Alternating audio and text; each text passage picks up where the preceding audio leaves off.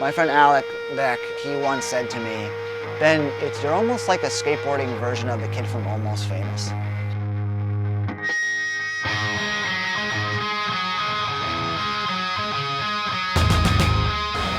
I hide behind my skateboarding.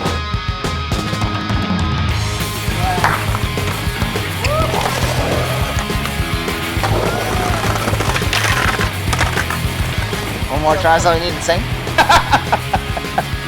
No, that's about it. I can't talk anymore. Thank you. I had the idea, which was really only a few questions in an interview with Ryan Sheckler, and it actually turned out to be nothing like that. We're here to talk a little bit about your new film, We Are Skateboarders. I just kind of came out here from New York and I just knew I had to do this and didn't really know anybody, but like I met Kurt Stevenson, the publisher of Poweredge Magazine, and he kind of like gave me that like ability to be like, hey, it's Ben from Poweredge Magazine, whether like someone like Sam, like he didn't even know what it was, but I like, explained it to him, but like it still helps so much. Give you that support and that sort of esteem, like, all right, someone's behind this.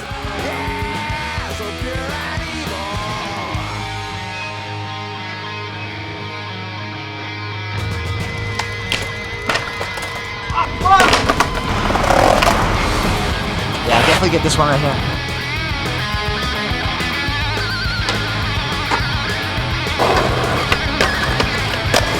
Willie Sanchez.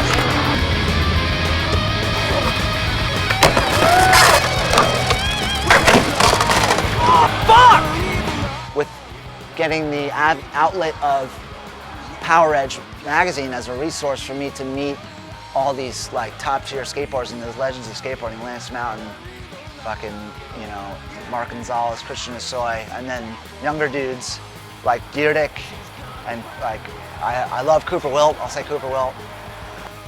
Yeah, if I didn't meet Kurt Stevenson, I never told him this, but I think I would have killed myself.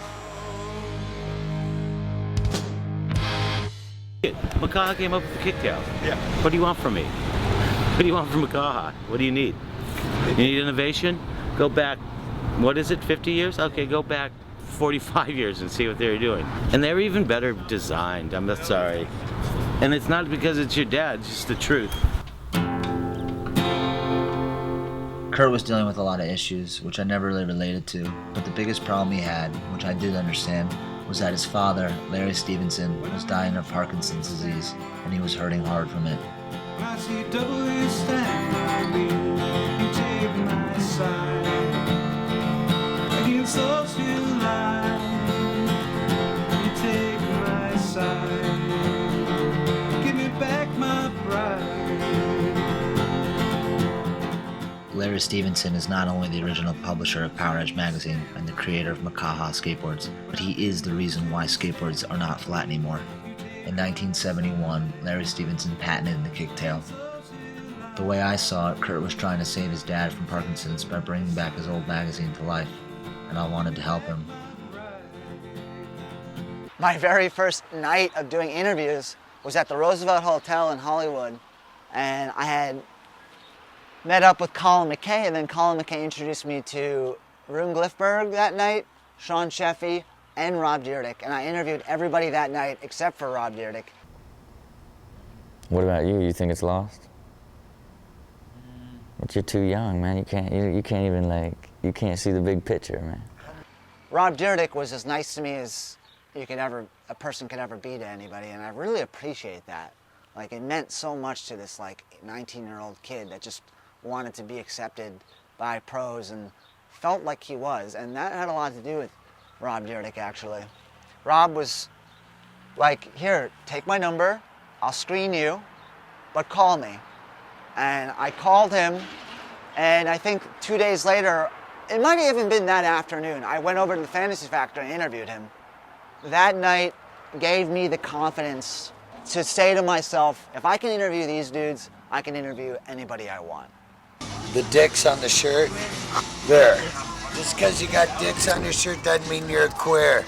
Just because you're doing a picture with a guy who's gay doesn't mean you're queer.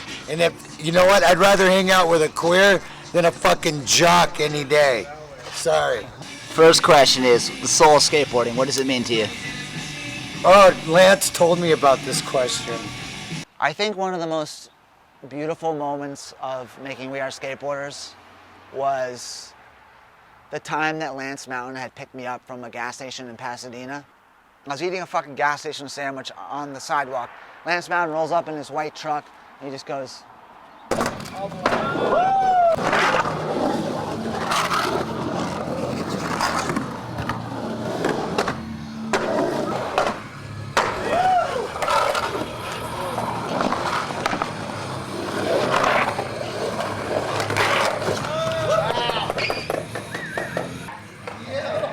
you put yourself in a car, just you and Lance Mountain. Like, forget about doing an interview, forget about filming and skateboarding. Just driving in a car at 19 years old with Lance Mountain. Like, having him like, dude, like, oh man, I watched the trailer for your film, like, it's so good, like, oh, Peter Smolik's the man, like, all this shit, like, he's like into it. The day I interviewed Lance Mountain, which was the first day I met him, which I also interviewed the Gons and Christian Asoy that day. It was a pretty heavy day. Before I interviewed Gons and Asoy, Lance gave me the answer to the film that day. I honestly believe that Ryan and what he's doing and how kind of alienated he is from this group, he is what we all are trying to be. The dude that's alienated from the group because we don't like any of that, that's horrible, whatever. Like, and then all of a sudden we get into this collective group that thinks the same. Like, who are we rebelling against? Who is skateboarding rebelling against? It's like the whole society is supposedly rebellious. My grandma has getting tattoos. Like, crazy, super crazy. Thanks, man. Oh. That was a great interview. Sure. Here I was making friends with all these like top tier skateboarders, and like, I don't know, I remember this one time Jordan Hofford asked me for girl advice. I was 19. I remember what I had said back to him, it didn't make any sense at all. And he was like, yeah. And I remember it freaked me out so much because even just like the simplest girl advice, like I couldn't even like fucking put two sentences together if I wasn't behind the camera. At the same time, you have to remember, during all this, I still had this sick mentality because I was going through all that shit on mental illness, dealing with mental illness, where all this was expected of me, right? All this was expected of me. I was just living up to what my mom said would happen, which was a psychic had told her that I was going to make a film about skateboarding that would change the way the world thought about skateboarding. While I still, to this day, have never done that, that's what I thought I was doing. So I knew that I could not fail. I knew that driving around in a car with Lance Mountain, or fucking partying with Lutzka and then going over to Sheckler's house and throwing up in Sheckler's toilet and sleeping on his couch and wake up the next morning and give him a hug, or like interviewing Rob Dyrdek or whatever the fuck it was all part of this plan. Although meeting skateboarders to film for what just started as my passion project was getting easier, I was getting more and more mentally and emotionally unstable. I met all these people, but I never really made a real friend. I couldn't figure out how to talk to them or hang out with them outside of skateboarding, and I just felt worse about not having any friends and missing all mine back home. I was at the point where I felt so empty that if I wasn't making the film, then there was no point to be alive. At the time, I was so poor I was practically starving, so Kurt had brought me down to the General Relief building and introduced me to food stamps. I hated going there, and to really make it hell, I had to do community service for them. I folded blankets at the Veterans Hospital 20 hours a month. Sounds like nothing, but fuck that, you know? I wasn't trying to miss out on a day of filming. It was a double-edged sword too, because at the time you could only use food stamps in supermarkets, and I was always out filming or on the bus, and never home, so I was basically starving all day while trying to film dudes try tricks for hours, and it just drove me mentally and emotionally deeper and deeper into the ground. Mind you, I didn't even have a car, and I was riding around on an expired bus pass to get to places, like with an expired bus pass on the bus to get to places, and like with a tripod and two skateboards, a filming board and a regular board, because I always bring my board. And the other thing I would say is that I did it at a time when social media wasn't a big thing. Like, there was no Instagram. Also, like, I wasn't sliding Rob Dyrdek a DM, you know? Like, I was, like, meeting people in real life. I was walking out to Pro Skateboarders, and I was like, listen, man, like, I think you're amazing, and I'd love to interview you. it's just a whole different way of communication now that, like, you know, I'll quote my girlfriend's dad, you got to put a little old school into the new school, you know, and I think, like, if Rob Dyrdek has 4 million followers on Instagram, sliding a DM is not going to get you anywhere. You know, it's like, if you see Rob Dyrdek, or if you're an aspiring filmmaker and you see your favorite professional skateboarder and you want to film with him, just go up to him and ask him and see what he says. You got nothing to lose, you know? He or she, yeah, thank you. I don't know, like, I mean, the soul of skateboarding, it's like everything to me. Like, let's see. The soul of skateboarding, hold on. I mean, I'm like a sentimental dude, and like Alec Beck really means so much to me because I was filming Alec Beck on Ocean Park and Lincoln Boulevard in Santa Monica, trying that sick-ass fucking frontside wall ride front board that was in right foot forward. So let's all start making a change. Let's all start making a difference. And let's all start focusing on bringing the soul back into skateboarding.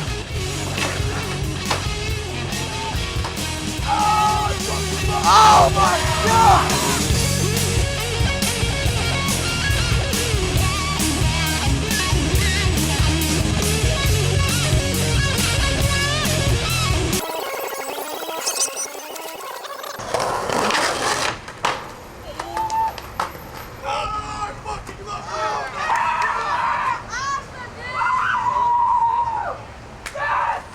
We had gone back 7 times to get that trick. I remember eventually I had to buy knee pads because I was like sitting with my knees in the middle of this, like on the side of the street next to the sidewalk filming him.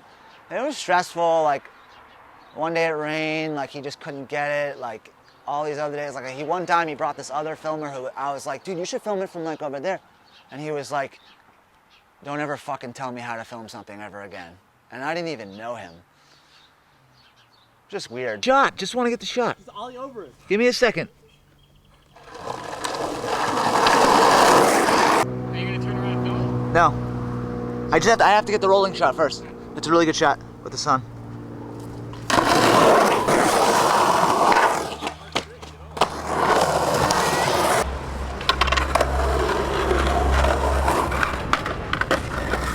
Yeah, J-Bone.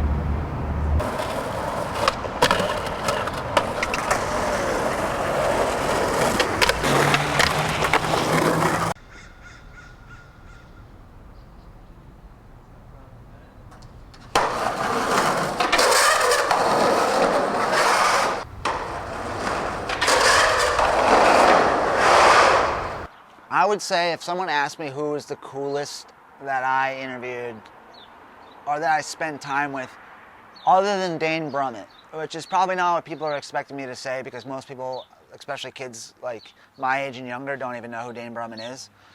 But he was like basically on the edge of retiring.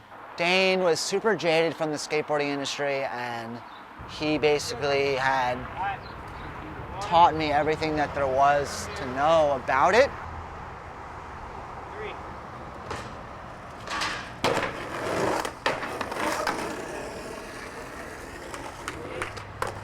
After a year of living on Pico in Fairfax, he took me into his house because I got evicted. So I was like, Dane, like, what if I just give you some money for food stamps, like $100 a month out of my food stamps? Could I live here? And he did. And a week later, go back for the same spot. For sure, I'm in this time, you know? Skating along. One of the dudes in my town jumps out from behind the garbage can from the dumpster, tasers me in the ribs with a taser. Like, I didn't even see it coming until I was electrocuted. And I was just like, bam, fell on the ground. Like, oh, got up, like all fucked up, like went and sat on the curb, was all bummed, you know? And then got up, skated, and skated off the rest of the session, you know? And by the end of that session, finally, the dudes are like, shit, this guy's the real deal. He's a real skater. He keeps coming back. He takes the abuse, doesn't give a fuck. He's here to shred. And that's how you weeded out the posers, you know? And that was rad. Like, I look back on that and I'm so stoked that that happened, you know? And now, like, when I see a new kid jump on his skateboard, I want to tase that little motherfucker.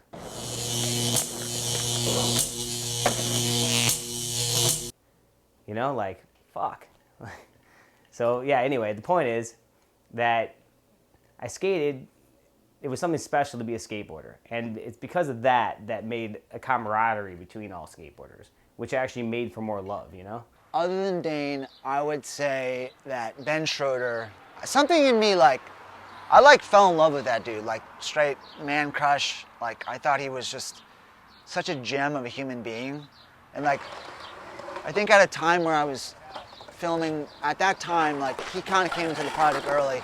And at that time, I was filming so many like skaters that were just a little bit older than me, or like, even like 10 years older than me, but he felt like almost like a father on set or something. Like, he was gnarly. Dude, take that coffee with you up there.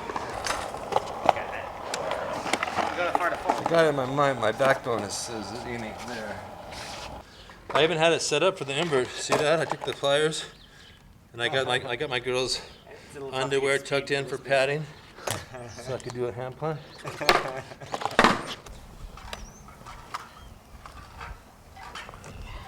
Underwear. What do you think will happen?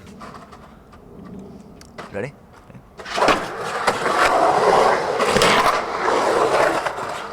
What's up with your board? It's broken and see right there? But it's managing to work backwards pretty good. Until the truck breaks off the board.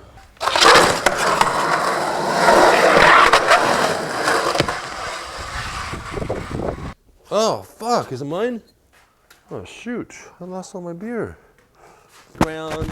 It's falling, you can't even hear it.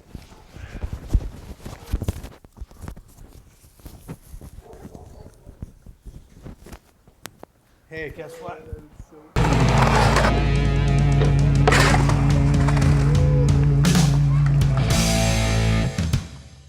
Okay, ask the question. Fuckers.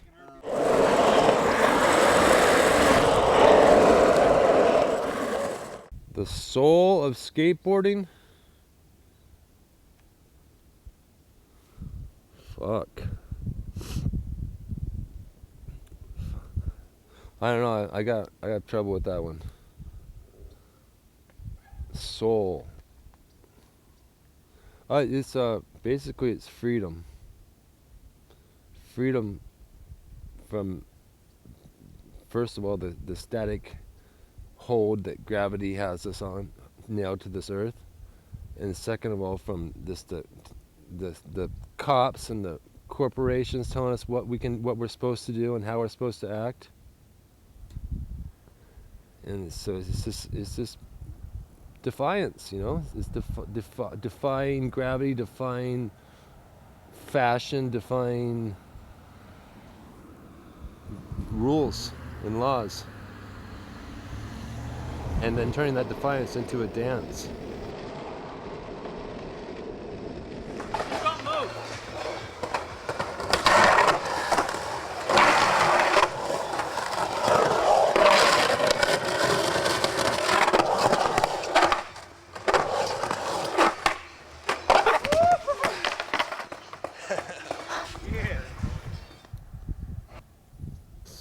Skanking in the mosh pit on your skateboard. They say the harder you work, the luckier you get. The two hardest people to film with out of everyone in We Are Skateboarders was Anders and Ian. Anders being one of the very first people I filmed with.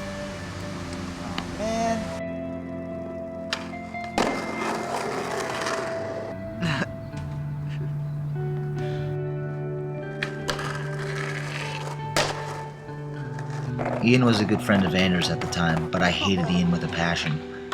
He was always on his own time, and he never answered his phone. I didn't even really want to ever film with him, but he was always with Anders, and I loved Anders, and he was so good that every time he would go out to film, he would at least get one clip. They would skate the entire day, for 2 to 3 days straight, hardly eating anything, and I forced myself to keep up with them. It was driving me crazy not knowing if anything would come out of it, because they were such low-profile skaters at the time. It got to the point where I had enough footage of them that I could make them a shared part in the film, so I committed to finishing it. Well, they both ended up getting sponsored by a German skateboard company called Trap, and Nate was the guy running the American division of it. Long story short, a year later, me and Sass and Ian and Nate flew first class to Germany for the international premiere of We Are Skateboarders. We're here in Germany for the premiere of We Are Skateboarders.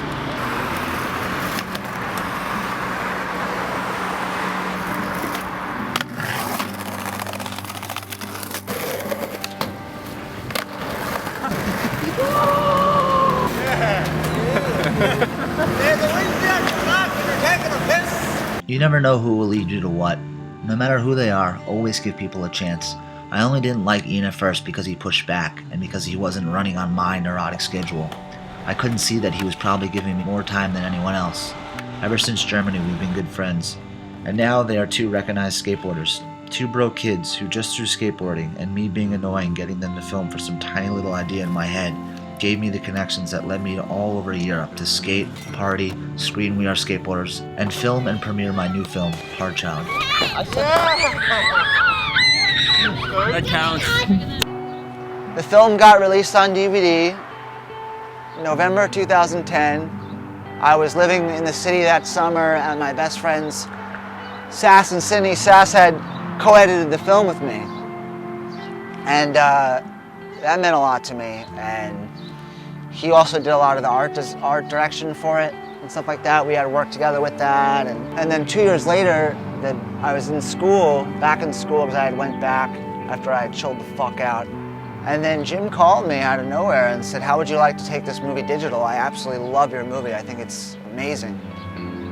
Next thing I know, it's under Apple iTunes worldwide marketing campaign. We Are Skateboarders, my poster right there.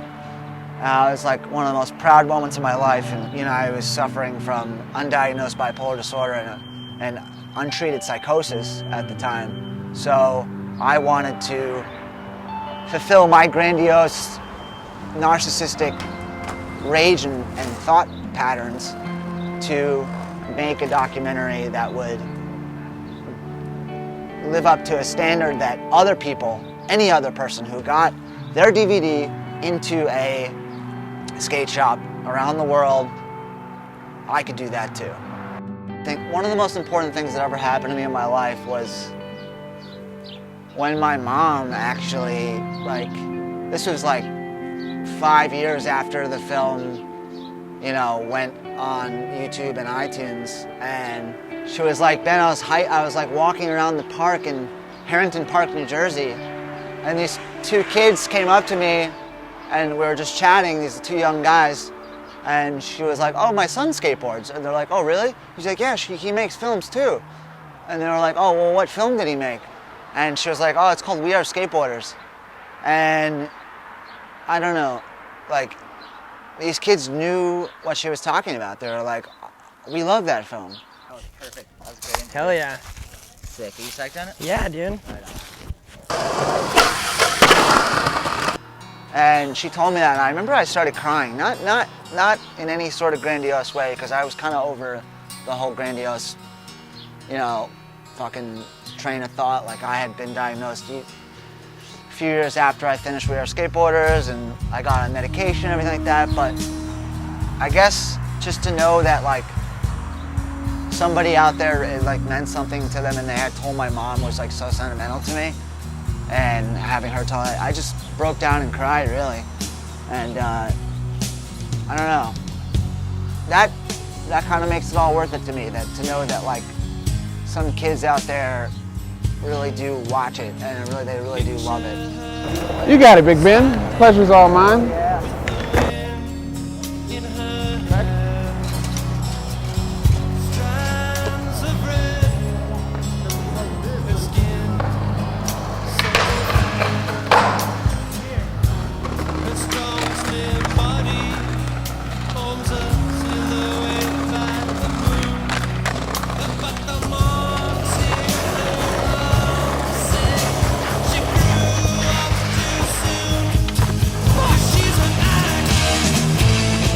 I don't know what's going to look like. It might not.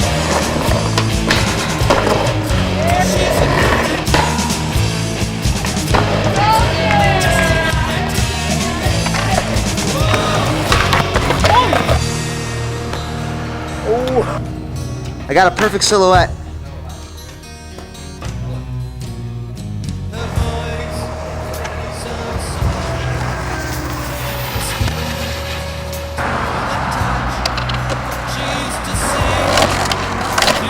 Oh my! You got the good one too. When it came, it didn't come sketchy. Don't break it, don't break it. Shut the fuck up, man.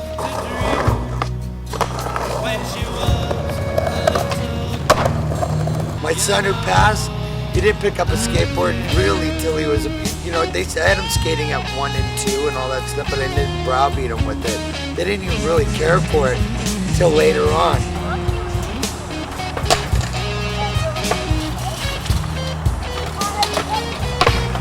Skateboarding means everything to me.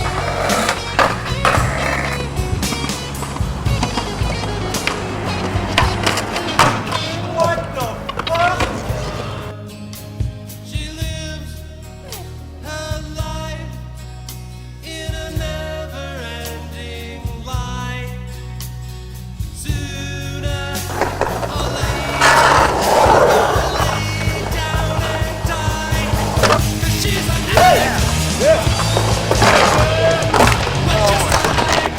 You know, you do whatever the fuck your body will let you do, you know? Excel your mind. Unleash your mind on this piece of wood, son.